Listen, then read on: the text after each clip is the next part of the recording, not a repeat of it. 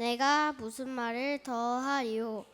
기드온, 바락, 삼손, 입다, 다윗 및 사무엘과 선지자들의 일을 말하려면 내게 시간이 부족하리로다.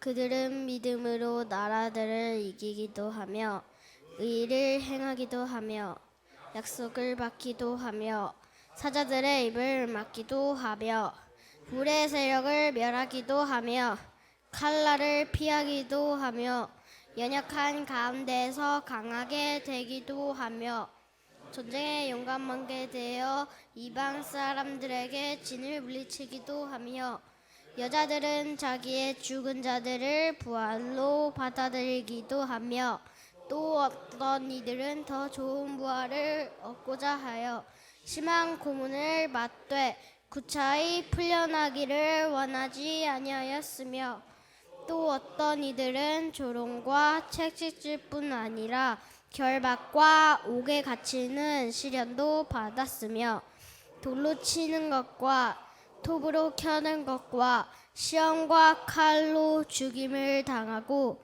양과 염소의 가죽을 입고 유리하여 궁핍과 환난과 학대를 받았으니 이런 사람은 세상이 감당하지 못하느니라. 그들이 광야와 산과 동굴과 토굴에 유리하였느니라. 아멘.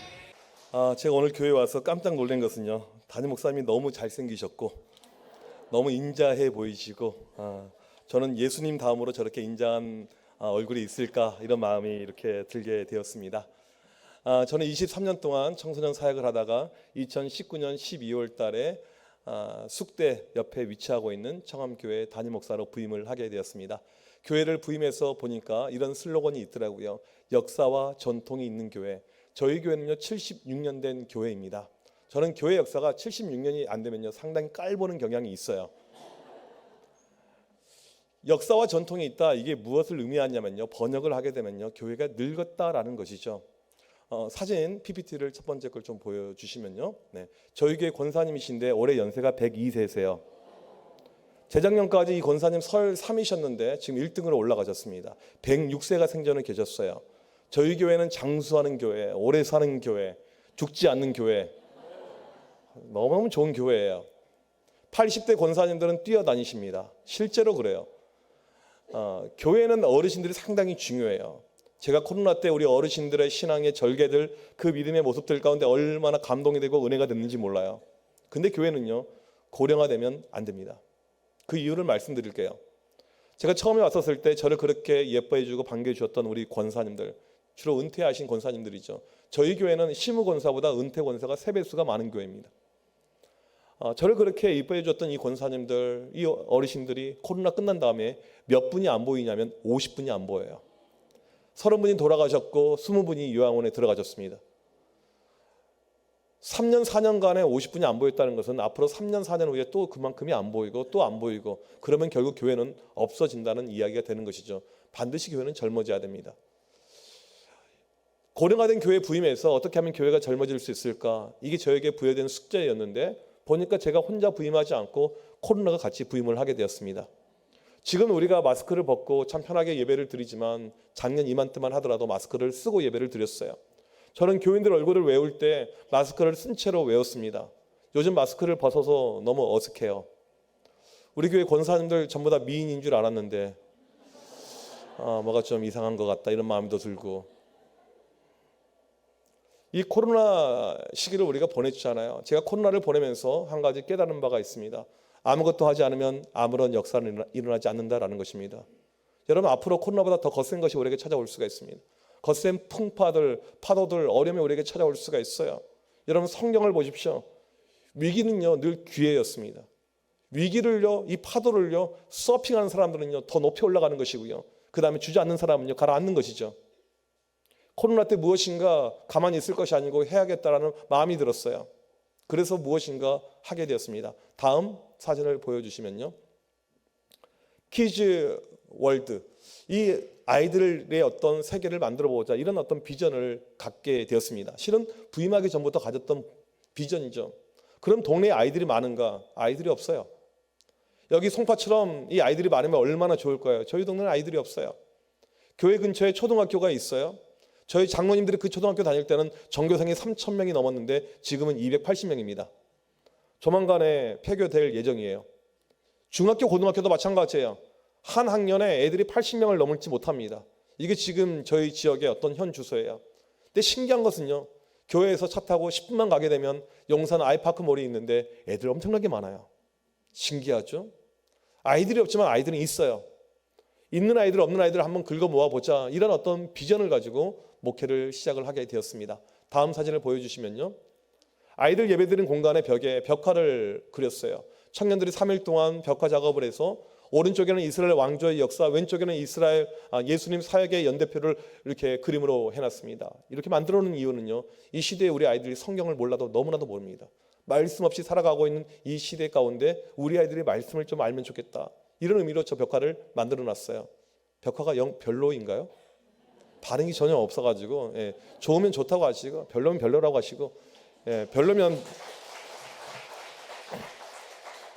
저는 빨리 끝나고 가면 제일 좋아요. 실은요, 저는 주일날 설교를 되게 짧게 해요. 25분에 모든 게 끝납니다. 왜냐하면 성격이 급해가지고 빨리 끝나고 집에 가야 돼요. 오늘도 마찬가지입니다. 저는 빨리 끝나고 가는 것을 늘 사모하는 사람이에요. 복도를 열고 들어가면 아이들 예배드리는 공간이 나옵니다. 다음 사진 보여주시면, 우리 주일학교 아이들이 저기서 주일날 오전에 예배드리고 오후에는 성경을 암송하면서 게임하는 어와나 프로그램을 해요. 저희 교회 교인들의 3분의 2가 교회 근처에 살지 않고 젊은 교인들의 90% 이상이 교회에서 1시간 정도 멀리 떨어진 곳에 살고 있습니다. 주일밖에 오지 않아요. 주일날 오전에 저기서 아이들 예배드리고 오후에는 어와나 게임하는, 또 성경을 암송하는 프로그램을 하고 있습니다. 중요한 것은 저 공간이 어떻게 만들어졌냐 하는 것입니다. 절반은 찬양대 연습실이었고 나머지 절반은 여러 가지 부속실이었습니다. 코로나 때 하나님께서 우리에게 주셨던 여러 가지 메시지가 있어요. 저는 그것을요, 그냥 우린 때로는 정부의 방침, 실은 저도 너무너무 싫었어요. 할 말은 너무나도 많아요. 하지만 설교 시간에 굳이 제가 정치 이야기 할 필요는 없죠. 하지만 이것을 또 반대로 이야기해 보게 되면 저는 하나님의 음성이라고 생각도 들었습니다. 교회 보게 되면요, 좀 말이 많은 이런 곳이 있어요. 교회 주방 식당, 찬양대, 그것을 못하게 하셨어요. 놀라운 뜻이 저는 있었다고 생각합니다. 저희 교회도 마찬가지입니다. 이 찬양대를 못하니까 저 찬양대 연습실 공간이 이제 남아 도는 거죠. 저희 교회는요, 장로교입니다. 여러분, 장로교의 힘은 누구에게 있을까요? 장로교를 잘 모르시군요. 전 세계에 있는 기독교, 개신교 교파 가운데요, 교회 직분명이 교단명인 것은요, 장로교밖에 없습니다. 다시 한번 제가 물어볼게요. 장로교의 힘은 어디 있을까요? 장로님들에게 있어요. 순복음의 힘은 누구에게 있어요? 저는 잘 몰라요. 네, 복음에 있겠죠. 네, 순복음이잖아요. 풀 가스펠.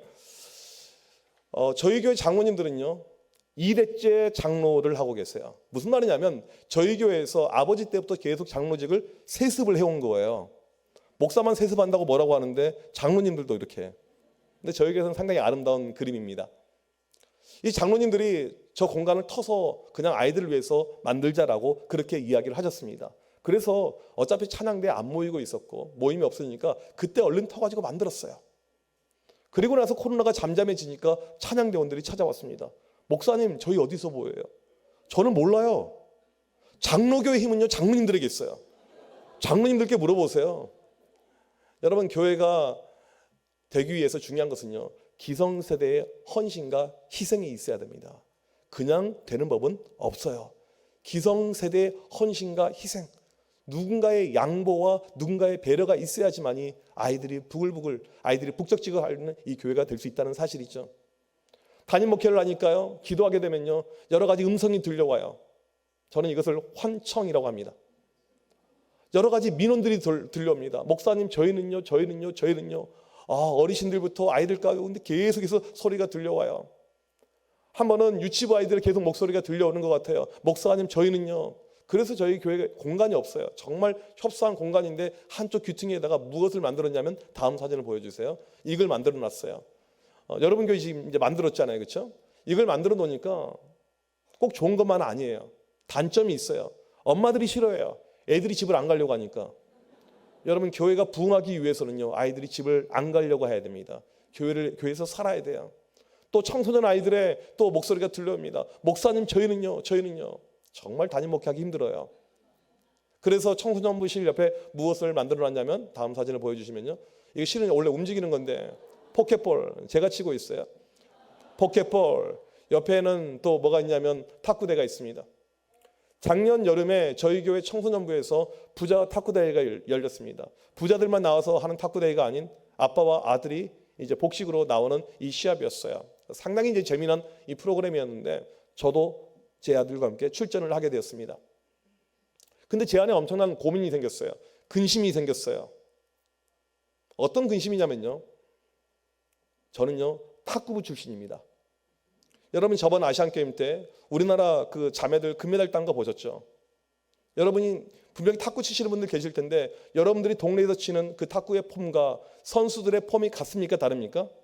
다르죠. 저는 그런 선수의 폼을 가지고 있어요. 초등학교 4학년 때부터 탁구를 치기 시작했습니다. 여러분들처럼 그냥 대충 야매로 친 것이 아니고요. 스윙 연습만 1년을 했어요. 스윙 연습만 1년을. 테이블에서 한 번도 공을 치지 못하게 코치가 있고요. 테이블 위에서. 여러분 이런 선출과 여러분과 게임이 되겠습니까? 제가 눈 감고 쳐도 여러분들 다 이기죠. 근데 저희 교회에서요. 제가 탁구 친다는 것을 아는 사람이 아무도 없어요. 지금도 실은 아무도 몰라요. 이 설교를 누가 온라인으로 듣지 않은 이상 아무도 모릅니다. 토요일날 밤이 되는데 잠이 안 와요. 아무래도 제가 1등 할 것 같아요. 교회에서 목사가 지가 1등하면 얼마나 웃깁니까? 얼마나 꼴불견이에요. 잠이 안 와요. 그리고 그 다음날 드디어 탁구 대회가 열렸습니다. 주일날 점심 먹고 탁구를 치는데 하나님의 놀라운 역사가 임했어요. 제가 1차 예선 탈락을 하게 되었습니다. 제가 그날 우리 아이들 청소년들 얼굴 표정을 봤어요. 애들 가운데 핸드폰 하는 아이가 하나도 없어요. 그것이 재밌으니까, 그것이 좋으니까 아이들이 핸드폰을 안 하더라고요. 우리는 교회에서 핸드폰, 저는 개인적으로 핸드폰 너무너무 싫어합니다. 저희 집 아이들은요, 미성년자는 핸드폰을 소지할 수가 없어요. 저희 집의 법이에요. 핸드폰에서는요, 서는 것이 안 나와요. 없어요. 그러니까 집에서 제 아들, 중학교 다니는 아들은요, 새벽 3시까지 기타 치고 있어요. 홍의삭을 꿈꾸고 있습니다. 저는 될 줄 믿고 있어요. 할 게 없으니까 책 아니면 기타 뭐 그것밖에 없어요.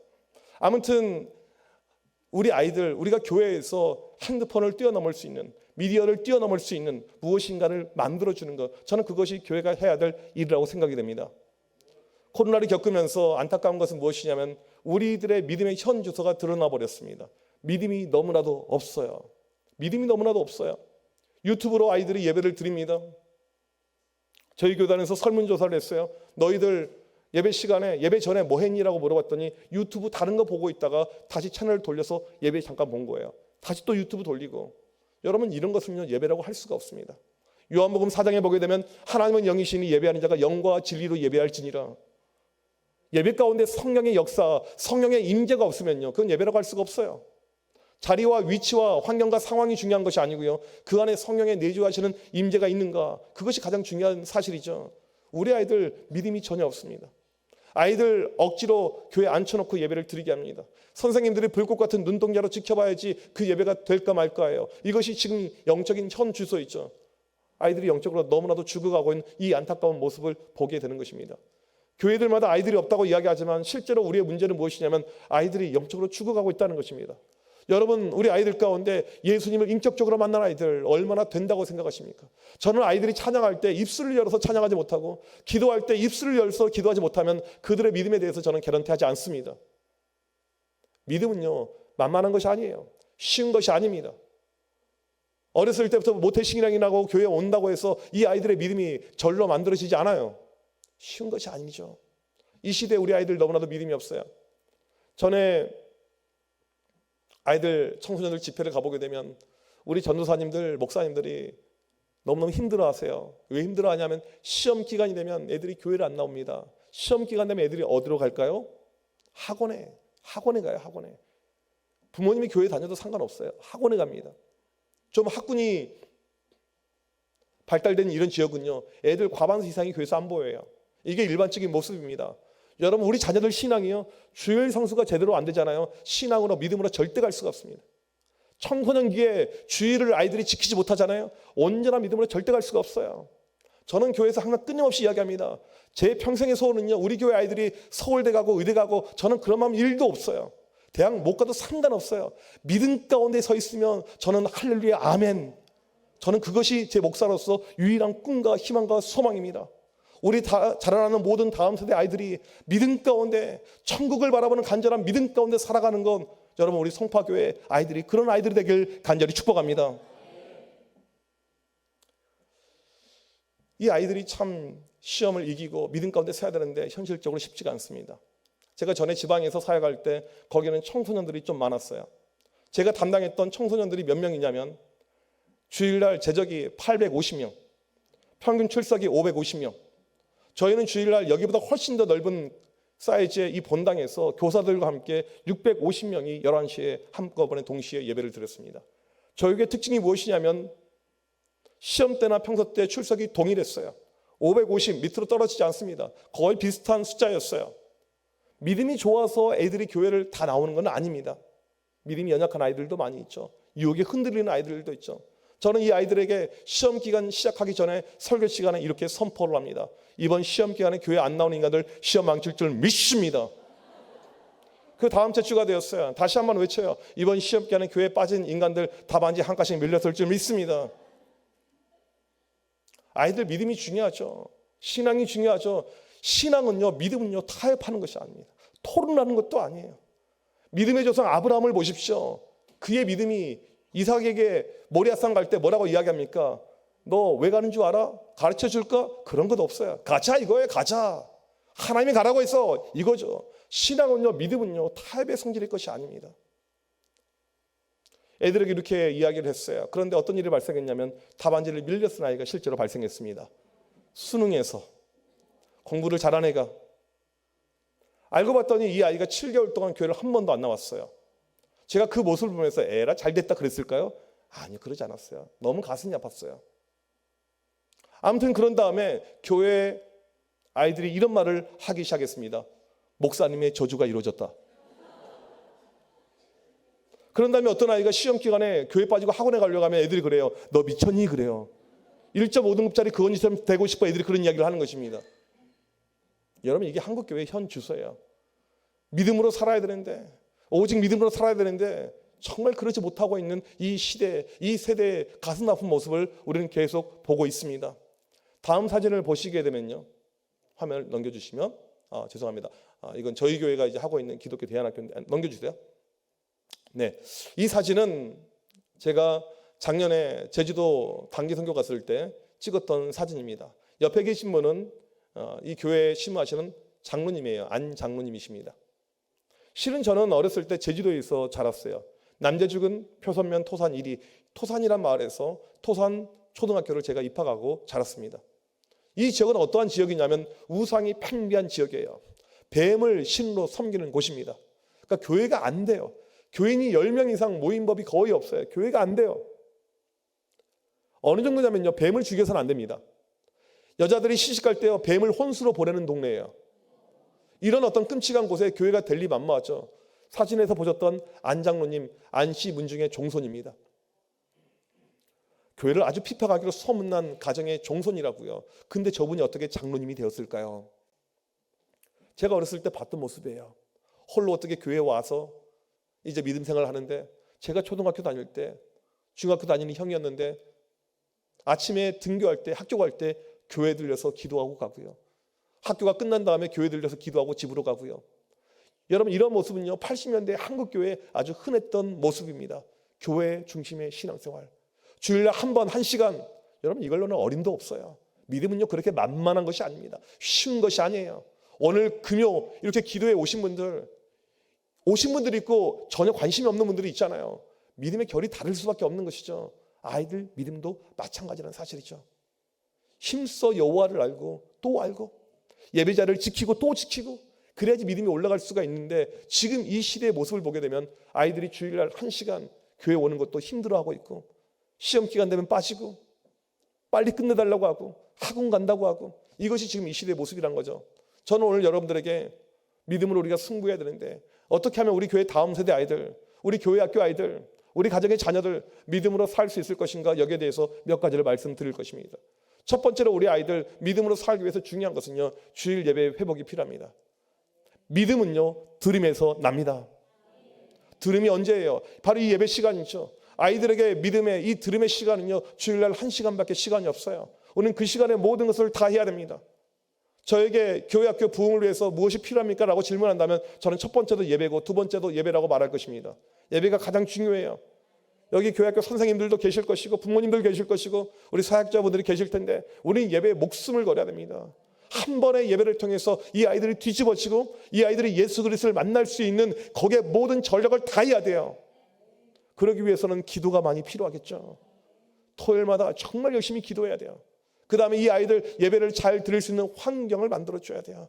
그 다음에 사역자들은요, 이 아이들이 집중할 수 있는 말씀의 준비를 잘 해야겠죠. 중요한 것은 예배가 되지 않고서는요, 다른 걸로 넘어갈 수가 없어요. 교회 학교는요, 다음 세대는요, 아주 원리가 단순합니다. 주일 성수가 되지 않으면요, 그 다음은 없는 것이고요. 주일 예배가 제대로 되지 않으면 그 다음은 없는 것입니다. 예배의 승부가는 우리 송파교회가 되길 간절히 축복합니다. 두 번째로 우리 아이들의 필요하고 중요한 것은요, 믿음 자체에 투자를 해야 된다는 사실입니다. 믿음 자체에 투자. 이번에 그 작년이죠. 수능 이제 보고 이제 이 고득점자들이 발표가 됐잖아요. 신기하게도 만점 이제 점수가 좀 이렇게 방식이 다른데 아무튼 최고점에 2명 올라가 있던 그 친구들 보니까 대치동에 있는 그 유명한 학원을 다니고 있었습니다. 제가 작년 연말에 어느 교회 집회를 갔는데 그 목사님이 그래요. 목사님, 이번에 우리 아들이 재수했는데 그래도 서울에 있는 대학을 가게 되었습니다. 우리 아들도 대치동 그 학원을 다녔습니다. 그 학원을 가야 되나 봐요. 그 교회는 경기도예요. 그 아들이 학원에 이 종합반을 다닐 수가 없어요. 너무 비싸니까. 종합반이 한 달에 300만 원이에요. 그 다음에 문제집 값이 한 달에 100만 원입니다. 그 다음에 뭐 애들 먹고 해야 되잖아요. 한 달에 500만 원이 들어가는 거예요. 그걸 어떻게 보냅니까? 너무 돈이 많이 들어가니까. 그 단과를 보내는데 애가 왕복 3시간 거리예요. 이걸 갑니다. 그러니까 투자하니까 열심히 있으니까 열매가 나오는 것이죠. 주일날 한 번 교회 와서는요, 아이들 믿음으로 자라기가 상당히 어렵습니다. 학원하고 비교해 보게 되는 거예요. 수학 학원을 몇 번 보내는지, 영어 학원을 몇 번 보내는지, 왜 교회는 한 번만 보내는지 우리는 생각해 볼 필요가 있습니다.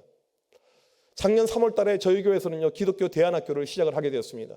사무엘 크리스천 아카데미. 이 시대 우리 아이들 사무엘처럼 하나님의 음성을 들을 수 있는 아이들을 만들어 보자. 왜 이런 학교에 대한 비전을 갖게 되었냐면 믿음이 너무나도 없어요. 교회 미래가 걱정이 됩니다. 저희 교회가 올해 76년이었기 때문에 이제 곧 있으면 80년, 90년, 100년을 바라봐야 됩니다. 이 정도 믿음 가지고는 어림도 없어요. 아이들 심층 설문조사를 해봤습니다. 예수 그리스도를 인격적으로 만난 적이 있는가? 터무니없이 아이들의 퍼센티지가 적어요. 오늘 당장 내가 죽는다면 나는 천국 갈 100%의 확신이 있는가? 터무니없이 적습니다. 여러분, 아이들 교회 온다고 해서 만족할 것이 아니에요. 교회 출석한다고 해서, 아이들이 교회에서 봉사한다고 해서 우리는 만족할 것이 아닙니다. 그들의 10년 가운데 예수 그리스도가 들어가 있는가 안 들어가 있는가, 이것보다 중요한 것이 없어요. 다른 것은 아이들 요청 다 들어주면서 왜 믿음에 대해서는 끌고 가지 못하냐는 것이죠. 이것은요, 교회적으로 움직여야 될 부분입니다. 주일학교 선생님들의 몫이 아니고 그냥 부모의 몫이 아니고 교회 전체가 움직여야 돼요. 교회 미래를 생각한다면 우리 교회 아이들 온 교회적으로 아이들의 이름을 불러가면서 이 아이들을 위해서 기도해야 되는 것이죠. 이 아이들이 영적으로 살길 원합니다. 믿음의 분량이 성장하길 원합니다. 믿음이 올라가서 30배, 60배, 100배의 역사가 나타나게 하여 주셔서 그런 기도가 우리 가운데 일어나길 간절히 축복합니다. 저랑 친하게 지내는 목사님 가운데 수원의 웨이처치를 담임하고 있는 박대원 목사님이 있어요. 이 목사님은 아이를 낳을 수가 없어서 2명 아이를 입양을 하게 됩니다. 입양하는 과정에서 미혼모들의 안타까운 삶을 보게 돼요. 어떻게 하면 내가 미혼모들을 도와줄 수 있을까 하다가 미혼모를 위한 교회를 개척합니다. 이게 웨이처치예요. 많은 미혼모들을 만나보는 거죠. 많은 여러 가지 어려움 가운데 있는 청년 지체들을 만나보는 거죠. 하루는 저한테 그런 이야기를 해요. 목사님, 교회 청년들의 모습이 어떤 줄 아십니까? 그러면서 본인이 겪었던 케이스를 말해줍니다. 누가 보더라도 신실해 보이는 자매고요. 누가 보더라도 너무나도 참해 보이는 자매입니다. 주일마다 예배 시간에 찬양팀 싱어로 섬기고 있는 자매예요. 그런데 임신을 한 거예요. 누구에게 말도 못하죠. 조용히 아이를 지우고 해요. 그 다음 주에도 싱어로 쓴 거예요.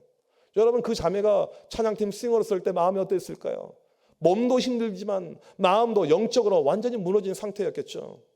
목사님, 이 시대 청년들의 모습이요, 이런 모습이 얼마나 많이 있는지 몰라요. 그런 이야기를 하는 거예요. 그리고는 제 주변을 살펴보았더니요, 아니나 다를까 이런 모습들이 생각보다 많이 있어요. 우리는 이 청년들이, 우리 자녀들이 이 시대에 교회 와서 열심히 섬기고 봉사하면 그걸로 만족합니다. 그걸로 감사해요. 아니요, 거기에 멈춰 있어서는 절대 안 됩니다. 제가 청소년 사역 23년 동안 하면서 제 안에 있었던 한 가지 딜레마가 있어요. 어떤 딜레마인 줄 아십니까? 교회에서 회장을 했는데 교회를 떠나요. 교회에서 찬양팀 인도를 했는데 교회를 떠납니다. 교회에서 반주를 했는데 교회를 떠나요. 그런 아이들이 있어요. 제자들 가운데 나이 많이 먹은 애들은 40대, 30대. 이 아이들이 왜 교회를 떠났을까? 곰곰이 생각을 해봤어요. 여러 가지 데이터를 분석을 해봤습니다. 보니까 온전한 믿음이 안 들어간 거예요. 믿음 없이도 교회에서 섬길 수 있습니다. 믿음 없이도 봉사할 수가 있어요. 하지만요, 믿음이 없이는요, 하나님을 기쁘게 할 수가 없습니다. 믿음이 가장 중요한 것인데 믿음을 너무나도 우리가 놓치고 있었던 것이죠. 제가 청소년 사역할 때 우리 아이들 어떻게 하면 믿음을 세울 수 있을까 해서 청소년 제자 훈련을 시작하게 되었습니다. 매일 성경 4장씩 읽기, 매일 큐티하기, 매일 한 구절씩 암송하기, 매일 20분씩 기도하기, 이걸 시켰어요. 이거 안 하는 애들은요, 교회에서 아무런 봉사도 안 시켰어요. 그냥 죽이 되든 밥이 되든 시켰습니다. 근데 신기한 것은요, 영적인 훈련은요, 끌고 가잖아요, 역사가 나타납니다. 제가 20년 동안 경험한 바예요. 지금 저희 교회들 작년부터 제가 제자 훈련하고 있지만 영적으로 끌고 가잖아요. 반드시 역사가 있고 열매가 있어요. 변화가 됩니다. 믿으십니까? 변화가 돼요. 이 아이들이 기도로 하루를 시작합니다. 말씀으로 시작해요. 처음에 50명, 60명, 70명, 100명, 150명, 200명 이런 아이들이 늘어나가요. 고등학생들이 학교에 가서요, 가장 먼저 하는 것이 무엇이냐면 큐티 책을 펴고요, 큐티를 해요. 고등학생들이요, 학교 도착하자마자 그 피곤한 시간에 이 아이들이 기도와 말씀으로 하루를 시작합니다. 저는 한국교회 미래가요, 그런 아이들에게 있다고 저는 확신합니다. 얼마나 귀한지 몰라요. 요즘 아이들 믿음이 얼마나 엉터리인 줄 아십니까? 제가 많은 아이들 집회를 가보는 가운데 질문해요. 너희들 가운데, 오늘도 여기 애들도 많이 있는데, 너희들 가운데 나는 급식 먹을 때, 학교에서 급식 먹을 때 기도한 사람 손 들어봐. 애들이 없어요. 10%도 안 됩니다. 한국 교회들 가운데 10%도 안 돼요. 급식 먹을 때, 밥 먹을 때 기도하는, 아니 교회 안 다니는 아이들이 아니고 교회 매주 나온 애들이에요. 입술로 주님을, 예수 그리스도를 신하지 않으면요, 주님도 나를 신하지 않는다고 했습니다. 급식 먹을 때 기도하고 안 하고는요, 옵션이 아니에요. 이건 그냥 감사 기도라고, 난 감사 안 하니까 안 해, 이런 차원이 아닙니다. 내 신앙의 정체성을 드러내는 거예요. 믿음은요, 드러내는 것입니다. 빛과 소금으로 드러내는 거예요. 너무나도 안타까워요. 애들 신앙생활 이순신 장군처럼 하죠. 내가 교회 다니는 것을 아무에게도 알리지 말라. 너무나도 안타까운 이 시대의 모습을 보고 있습니다. 이 아이들이요, 담대함을 가지고 학교에서요, 기도를 해요. 말씀을 봐요. 큐티를 합니다. 그런 가운데 다른 교회들 아이들이 붙어요. 그리고 학교에서 큐티 모임이 만들어집니다. 고등학생들이 열심히 하니까 그 불길이요, 중학교로 내려갑니다. 초등학교로 내려가요. 전 교회적으로 아이들이 큐티 붐이 일어난 거예요. 기도와 말씀, 영적으로 애들이 성장하게 됩니다. 한 번은 연말에 교사를 세우려고 했더니 교사가 너무나도 부족해요. 하나님 교사가 없습니다. 어떻게 하면 좋을까요? 하나님의 응답이 있는 애들 써먹어, 이것이 응답이었어요. 제자훈련 받았던 이 친구들, 이제 갓 20살 되는 친구들인데 물어봤습니다. 너 성경 몇 독했니? 목사님 7독했습니다. 너는 성경 몇 구절 암송하고 있니? 저는 200구절 암송했습니다. 너는 어디까지 암송했니? 목사님 저는 로마서 8장 전체를 다 암송하고 있습니다. 여러분, 이 정도 된 아이들 교사할 자격이 된다고 생각하십니까? 안 된다고 생각하십니까? 충분히 되죠. 교사는요, 나이랑 아무 상관이 없어요. 할아버지라고 못하는 것이 아닙니다. 할머니라고 못하는 것이 아니에요. 어리다고 못하는 것도 아니에요. 믿음의 분량 가운데 모든 것이 가능한 것이죠.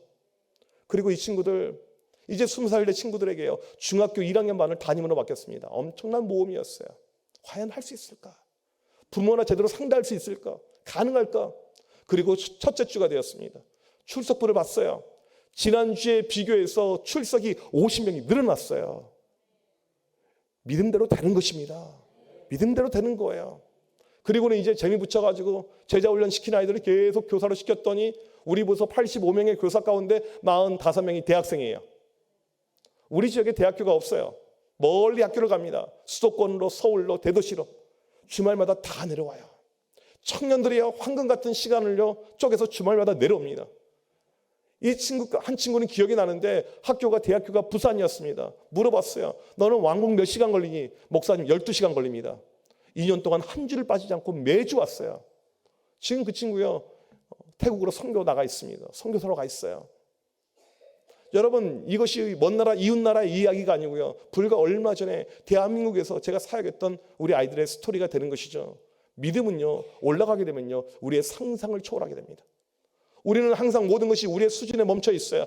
이 정도면 되겠지. 아니에요. 우리 아이들 믿음 훨씬 더 뛰어넘을 수가 있습니다. 오늘 말씀 히브리서 11장에 보게 되면 믿음으로가 20번 반복이 되죠.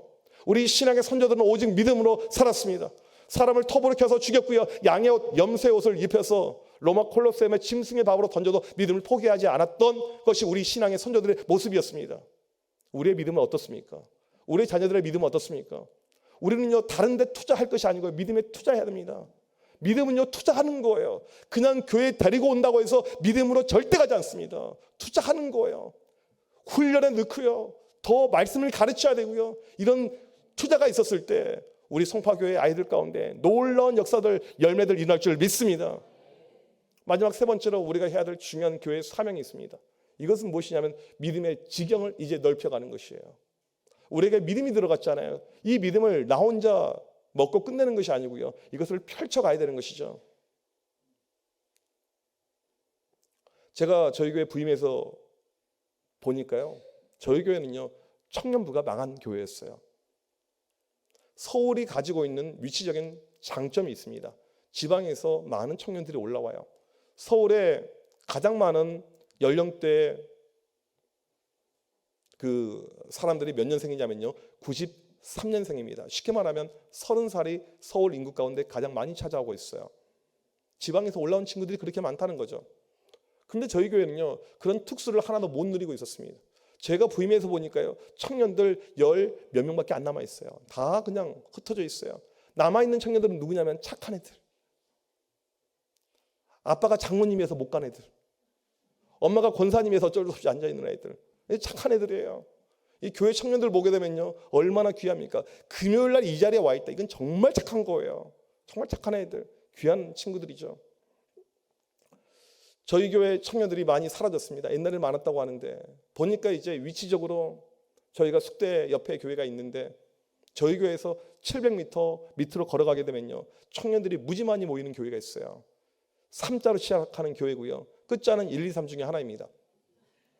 많이 가버렸어요. 청년들이 없어요. 청년들을 이렇게 세워야 되거든요. 왜 청년들이 교회에서 중요하냐면요, 저는 그렇게 생각해요. 딴 데서 연애하지 말고 교회에서 눈 맞아서 연애하고, 교회에서 결혼하고, 교회에서 아이 낳고, 그래야지 교회 학교가 계속 선순환이 돼요. 교회 미래가 생기는 것이죠. 근데 청년들이 없어요. 이 청년들을 세우기 위해서 제가 주일날 강대상에서 우리 교인들에게 그런 부탁을 했습니다. 청년들 일시키지 맙시다. 청년들 일시키지 맙시다. 이게 무슨 뜻이냐면 이 아이들이 지쳐 있어요.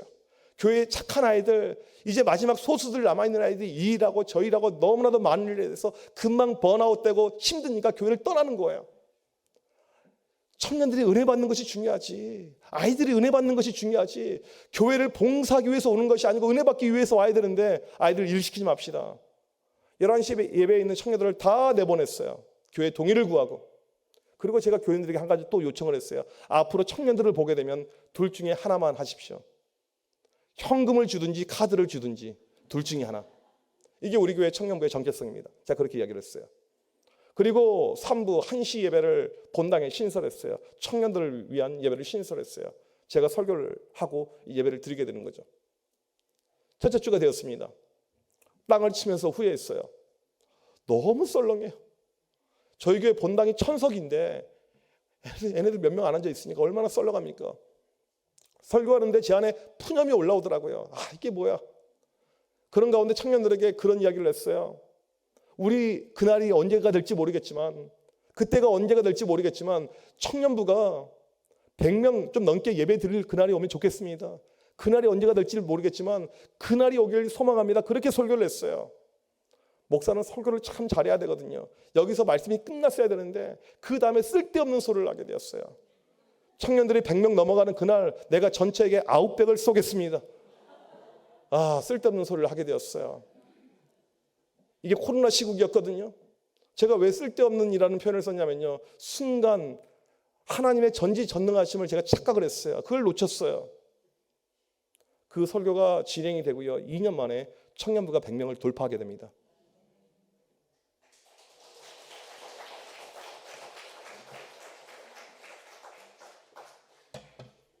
청년들이 이제 많아지게 되었어요. 근데 이제 문제는 무엇입니까? 아웃백이 문제죠. 몇백만 원을 써야 돼요. 제 돈을 써야 됩니다. 근데 감사하게도 청년들 가운데 아웃백 설교를 기억하는 청년이 한 명도 없었어요. 왜냐하면 그건 실현 불가능한 스토리였기 때문에요. 저도 까먹고 있었습니다. 근데 우리 성령님이 어떤 분이냐면요. 기억하게 하시는 영이에요. 집에 걸어가는데 세 글자를 분명하게 들려주셨어요. 아웃백. 그리고는 청년부 목사님에게 빨리 예약을 잡으라고 했습니다. 근데 연락이 왔어요. 목사님, 서울에 100명 이상 예약되는 아웃백이 없습니다. 그럼 빕스를 알아보라고 했어요. 목사님, 서울에 100명 이상 예약이 들어간 빕스가 없습니다. 여러분, 이런 현상을요, 신학적으로 뭐라고 하는 줄 아십니까? 여호와 이레. 돈을 완전히 날릴 뻔했잖아요. 근데 한 말 한 약속은요, 무조건 지켜야 되죠. 약속은 지키라고 있는 것이잖아요. 저희 교회는요, 코로나 이후에 교회 패러다임을 바꿨어요. 교회에서 주일날 중식을 주지 않습니다. 식사를 주지 않아요. 주일날 모든 교인들이 소그룹을 해야 되기 때문에 식사가 없어요. 그런데 그때 무엇을 하게 됐냐면 다음 사진을 보여주시면요. 출장 뷔페를 불렀어요. 청년들을 위해서. 청년들만 먹는 것입니다. 여러분은 뭐 안 돼요. 청년들만 먹을 수가 있었어요. 이걸 애들에게 밥을 제공해 줬습니다. 그리고 이제 얼마 후에 여름 수련회가 열리게 되었는데 3년 만에 아이들이 밖으로 나가는 수련회였습니다. 얼마나 기대가 많았는지 몰라요. 제가 하룻밤 설교하러 가는데 그냥 갈 수가 없었습니다. 어떻게 하면 좋을까 그런 마음을 갖는 가운데 제가 무엇을 준비해 갔냐면요. 다음 사진을 보여주시면요. 커피차를 준비해 갔어요. 여러분, 이 커피차는요. 미리 말씀드리면 차 한 대당 얼마 돈 내는 것이 아니고요. 잔당 계산을 하게 됩니다. 제가 이날 아이들 저녁 먹고 있는데 또 말실수를 했어요. 마음껏 마셔. 청년들 가운데 음료수요. 한 잔 마신 놈은 없었어요. 기본 2잔 이상이었고요. 심지어는 내일 아침까지 킵해놓은 애들이 있었어요. 나중에 피드백을 받아보는데 청년들이 너무나도 행복해하는 거예요. 너무너무 좋아하는 것입니다. 여러분, 믿음의 지경의 확대가 어떻게 이루어지는지 아십니까? 우리 가운데 사랑하는 마음이 있어야 돼요. 사랑하는 마음이. 사랑이 있으면요, 물질을 쓰게 되는 것이죠. 우리 아이들이 가장 싫어하는 선물이 있습니다. 우리 아이들이 가장 싫어하는 선물이 무엇이냐면요, 마음의 선물이에요. 선물은요, 물질로 하는 것이지 마음으로 하는 것이 아닙니다. 제가 이제 청소년 사역할 때 저희 교회 일진들이 많았어요. 왜 일진들이 많냐면요, 목사가 일진들이 좋아하니까 일진들이 계속 교회로 와요. 전체 추정 일진들 저희 교회 한 50명 정도 됐어요. 그냥 동네에 있는 일진들 다 옵니다. 어느 정도냐면 제가 이렇게 동네 가잖아요. 애들 가운데 저한테 90도로 인사하는 애들이 있어요. 저를 형님이라고 불러요. 중학교 3학년에 일진들이 12명이 있었습니다. 이 아이들은요, 교회를 안 빠지고 잘 나온 아이들이에요. 일진은 훨씬 더 많아요. 더 많은데 그 중에 12명을 제가 선택해서 불렀죠. 12는요, 좋은 숫자입니다. 예수님의 제자가 12명, 구약의 이스라엘 지파가 12지파, 완전수잖아요. 일진들은 완전하게 만들었어요. 12명. 그래서 이름하여 이열이라고 불렀습니다. 이정현의 12제자. 그런데 그 중에 한 녀석이 교회를 안 나와요. 제가 일진들은요, 엄청나게 각별히 챙겼어요. 만날 때마다 챙기고 따로 맛있는 거 사주고 계속 챙겼습니다. 근데 한 녀석이 계속 교회를 안 나와요. 여러분, 12명 가운데 한 명이 빠지면 안 됩니다. 그 한 명이 뭐가 됩니까? 가룟 유다가 되는 거예요. 아주 위험하죠. 그래서 교회 좀 와라, 교회 좀 와라 계속해서 이야기했더니 이 아이가 주일날 아침에 저한테 메시지를 보냈어요. 다음 화면을 보여주시면 이겁니다. 욕을 먹었어요. 설교 시작하기 5분 전에. 그리고 나서는 이걸 캡처해가지고 바로 SNS에 올렸습니다. 12명의 아이들이 있는데 3개의 계파가 있어요. 다른 쪽 계파 애들에게 연락이 왔어요. 목사님 오늘 험한 일 당하셨다며요. 저희들 모여서 대책해야 하실까요? 그러더라고요. 그 말은 무엇이냐면 일진들만 모여있는 롯데리아가 있는데 거기 와서 결제라는 이야기예요. 제가 가서 결제를 해줬어요. 그리고는 물어봤습니다. 어떻게 하면 되는데? 애들이 말합니다. 목사님, 쟤 죽여버릴까요? 묻어버릴까요? 제가 아는 형님이 조폭 활동하는데 거기에 보낼까요? 그 말을 하는 순간에 제 마음이 어땠냐면요. 너무나도 통쾌했어요. 속 시원했습니다. 왜냐하면 저는요. 등에서 칼을 맞은 꼴이에요. 제가 평소 때 그렇게 아끼고 그렇게 챙겨주고 잘해줬던 그 아이가 지금 제 뒤통수를 친 것이죠. 근데 제가 그때 뭐라고 이야기했냐면요. 내가 애를 묻고 애를 때리면 애가 변화될까? 그 말을 했어요. 그 순간에 아이들이 아무 말도 못해요. 중학교 3학년 키는 작은 애인데 들어올 때 교문 앞에서 담배 피고 들어옵니다. 교장 앞에서 담배를 피웁니다. 어떠한 어른도 그의 행동을 컨트롤할 수가 없어요. 요즘에 TV에 금쪽이 나오잖아요. 그런 애들과 비교가 안 될 상대입니다. 때려. 같이 깜빵 가자 이런 아이예요. 우리가 알아야 될 것은 무엇이냐면요. 아이들 완력으로 변화되지 않습니다. 무력으로 달라지지 않아요. 한번 해보세요. 되는지. 왜 교회에서 교회학교 선생님들이 힘든 줄 아십니까? 교회학교 선생님들에게 1차 덕목이 인내입니다. 인내. 참아야 돼요. 가정에서 자녀들 키우실 때 왜 힘드십니까? 자녀들 얼마나 힘들어요. 참아야 되죠. 참아야 되죠. 제가 최근에 말씀을 묵상하다가 새롭게 깨달은 바가 있어요. 뭐냐면 하나님께서 아브라함에게 이삭을 바치라고 하잖아요. 그때 이삭의 나이가 대략 청소년기쯤 돼요. 왜 어린 이삭 바치라고 하지 않고 유치부 이삭이 아니고 유년부 이삭이 아니고 초등부 이삭이 아니고 왜 중등부 이삭이었을까? 부모 입장에서 죽이고 싶었던 나이죠. 그냥 그런 마음이 그냥 문득 들었어요. 저희 집에 이삭이 한 마리 있으니까. 여러분 부모로서 힘든 것이 무엇입니까? 참는 것이에요. 견디는 것입니다. 내새끼니까 참아야 되죠. 아이들도 마찬가지입니다. 근데 이것이 주님의 교육 방법론이었습니다. 죽기까지 참으시사. 죽기까지 참으시사. 저는 이 아이에게 어떤 행동도 하지 않았습니다. 어떤 행동도 안 했어요. 어떤 멘트도 주지 않았습니다. 그리고 나서 여름 수련회 때가 되었습니다. 일진들이 대거 수련회에 참석을 했어요. 수련회 때 성령의 놀라운 역사를 통해서 불을 받고 뒤집어지는 그런 역사는 일어나지 않았습니다. 변화되는 것은 쉬운 일이 아니에요. 저희 교회 아이들은 수련회 때 저한테 롤링페이퍼를 쓰는데 그때 저한테 욕을 했던 아이가 썼던 롤링페이퍼가 바로 여기에 있습니다. 화면을 보여주시면요. 이렇게 돼 있어요. 동그라미 하나에 한 명만 글을 써야 되는데 개념이 없다 보니까 5칸을 차지했어요. 이렇게 썼습니다. 지금까지 저는 목사님께 무례한 행동을 많이 했지만 목사님께서 제게 다 좋아질 거야 등등 저에게 좋은 말만 해주셨습니다. 이번 여름 수련회 때 준원이 형한테 이야기를 들었습니다. 제가 저번에 목사님에게 심한 욕을 했을 때 준원이 형이 저를 엄청 많이 혼내려다가 목사님께서 준원이 형에게 준원아 내가 성수를 제자로 키울 것이다 라는 말을 했다고 들었습니다. 목사님 많이 죄송하고 존경스럽습니다. 저도 잘 커서 목사님의 진정한 제자가 되겠습니다.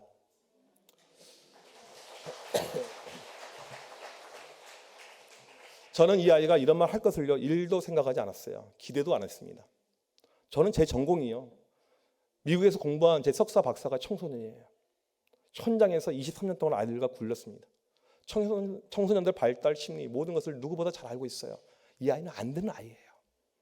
여러분 우리 하나님 안에 안 되는 아이는 없습니다. 우리 하나님 안에 불가능은 없는 거예요. 이 아이를 만지신 것이죠.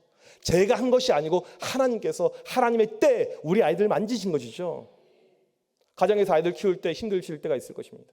교회에서 아이들 키울 때도 힘드실 때가 있을 거예요. 하나님의 때를 기다리시길 바랍니다. 반드시 만지셔요. 반드시요. 이 아이가 안 좋았던 행실이요 1년 2년 지나니까 금방 좋아졌어요. 공부는 하지 않지만 알바를 얼마나 열심히 하는지 한 번은 고등학교 때 만났는데 몸에 금이 엄청나게 많아요. 주렁주렁 금이 있어요. 저한테 그렇게 이야기하더라고요. 목사님 요즘에 재테크는요 금으로 하는 겁니다. 금 좀 모으세요. 애가 이렇게 경제관념이 뛰어나요. 이 친구가 주일날 교회 올 때요 저한테 전화를 걸고 옵니다. 목사님 성수인데 저 지금 교회 가고 있습니다. 매주 교회 오는 것이 아주 어려웠던 아이예요. 왜냐하면 토요일날 새벽까지 알바고요. 밤새고 교회 오는 거거든요. 교회에 와서 자거나 졸거나 하지 않았습니다. 제가 교회를 사임할 때 이 친구를 이제 불러서 밥을 먹게 되었습니다. 식사를 하고 있는데 잠깐 나가는 거예요. 목사님 나갔다 오겠습니다. 그리고 무엇을 들고 왔냐면요. 다음 사진 보여주시면 꽃배달을 시켰어요. 목사님의 제자 임성수. 제가 수많은 제자들 그렇게 많은 것을 사주고 했지만 이렇게 뜬금없는 꽃배달은요. 성수밖에 없었어요. 오른쪽에 있는 기프티콘은요. 제가 서울에 올라온 다음에 애가 한 번씩 보내요. 새벽까지 알바하다가 제가 생각나면 보냅니다. 목사님 이것 드시고 힘내십시오. 제가 수많은 제자들에게 그렇게 많은 물질의 헌신을 했지만 지금까지 저를 기억하고 보내는 것은요. 성수밖에 없어요. 이 친구가 비록 공부랑 거리가 멀지만 일찍 돈을 벌고 정말 잘 벌었어요. 20살에요. 지 돈으로 차를 샀어요. 그리고는요. 운전해서 서울까지 저를 만나기 위해서 왔어요. 그때가 코로나 제일 심각할 때였습니다. 코로나고 뭐가 필요 없어요. 그냥 왔어요. 많은 제자들이 목사님 그리워요. 보고 싶어요. 서울 가고 싶어요. 안 와요. 목사님 서울 가면 코로나 걸려서 죽는데요. 엄마가 가지 말라고 그랬어요. 한 명도 오지 않았어요. 성수만 왔습니다. 이런 마음이 들었어요. 이런 생각이 들었습니다. 잘 키운 일진 하나 100명의 모태신앙 부럽지 않다. 우린 교회에서요. 착한 아이들이 좋습니다. 편한 아이들이 좋아요. 말 잘 듣는 아이들이 좋습니다. 여러분 우리의 믿음이요. 거기에만 지경이 멈춰져 있으면요. 이 교회가 부흥할 수가 없는 것이죠. 하나님께서 우리에게 주신 그 놀라운 사랑을요. 확대해 나가야 되는 거예요. 코로나가 끝난 다음에요. 이 기독교계가 어떻게 바뀌었냐면 가족교회로 바뀌어버렸습니다. 이제는 우리 식구들만 다니는 교회예요. 예전에는 부모님 없이 홀로 다니는 아이들이 있었는데 그런 아이들이 사라져버렸습니다. 여러분 교회가요. 그렇게 가서는 안 되는 것이죠. 믿음의 눈을 우리가 열어서 지경을 열어서 이 아이들을 계속 살피고 봐야 되는 것이죠. 믿음의 지경이 넓어질 때요. 저는 이 일대에 있는 아이들이 다시 주님께 돌아올 줄 믿습니다. 우리가 해야 될 일이 무엇입니까? 1차적으로는 우리 아이들 믿음에 집중하는 것이고 2차적으로는 이 믿음을 가지고 이제 나아가는 것입니다. 지경을 확대하는 것이죠. 오늘 이 시간 우리 송파교회, 우리 각 가정들마다, 우리 교회 학교마다, 우리 교회 전체적으로 이제는 믿음의 지경이 넓어졌어. 다시 한번 부흥의 놀라운 역사들, 하나님의 놀라운 일하심의 역사들 넘쳐나는 교회가 되길 주님의 이름으로 간절히 축복합니다.